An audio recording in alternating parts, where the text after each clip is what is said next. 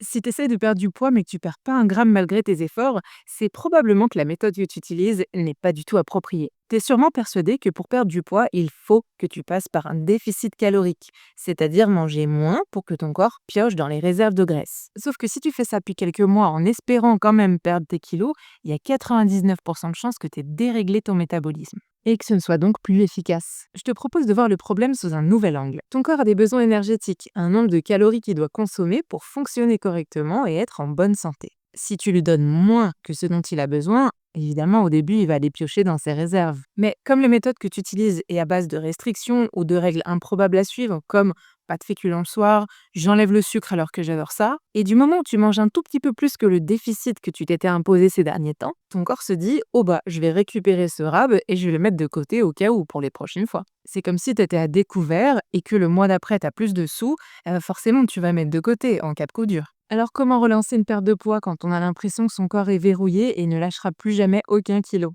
Surtout si tu as enchaîné les régimes, les plans alimentaires et qu'au final tu sais pas manger toute seule et encore moins ce qu'il faut pour mincir. Je vais te partager la méthode que j'utilise avec mes petites bombasses le 31 mars dans un atelier 100% gratuit. Et je vais te montrer comment relancer ta perte de poids à coup sûr, sans déficit calorique et même si tu es un cas désespéré. Et comme tu peux le voir ici, mes petites bombasses on fait pas de déficit calorique et même des fois on touche pas aux calories et pourtant leur corps a relancé la perte de gras. Parce qu'il est possible de s'affiner sans s'affamer en mangeant tout ce que t'aimes et en vivant libre, en répondant aux besoins de ton corps et en boostant ton estime de toi pour arrêter de manger tes émotions. Je te propose de te raconter ça le 31 mars. Inscris-toi sur le lien dessous pour être sûr d'y assister. À bientôt ma petite bombasse!